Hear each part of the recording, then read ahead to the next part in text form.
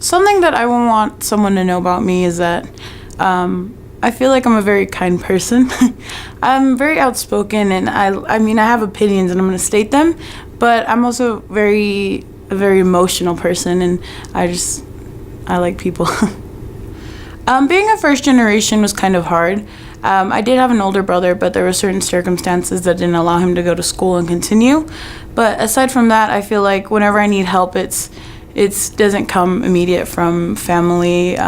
Sometimes it comes from friends. I'm here at Salt Lake Community College because I want to go ahead and I just wanted to get a degree in something that I really liked. It was affordable and it was pretty close to my house, and that's something that I really liked. I think a little bit also had to do with the pressure that I had to go here.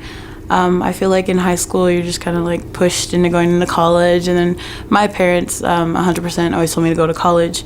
But I mean, the push here was kind of what I needed, because once I was here, I really enjoyed school. I feel like learning through this process was hard. You have to do financial aid, and then you have to find your classes, you have to find the books. First semester I think I bought all my books in the bookstore, not used, and that was quite a lot of money. And then, as you go, you find these tips and tricks, and you kind of learn your way through college. Outside of school, I would describe myself as, I think I'm pretty loud. I'm opinionated. I think I'm kind of funny. My parents would say I'm some radical feminist. I'm also Latina, so I have a lot of culture there. I have a father who also has depression, and he also is an alcoholic. And so I feel like my depression is hereditary. It's genetic. And so I think the biggest point for me was when I was 11. I distinctly remember from 11 to 13, I was just so depressed. And at that point, I was even suicidal.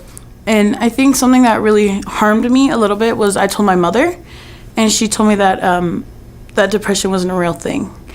She told me depression was just me being bored with too much time on my hands. And so then from there, I remember I used to be Christian, and I would pray and be like, why is this happening to me? But faith is a really hard thing, and so like when you don't have a physical person telling you, I feel like I never spoke to God personally or anything like that.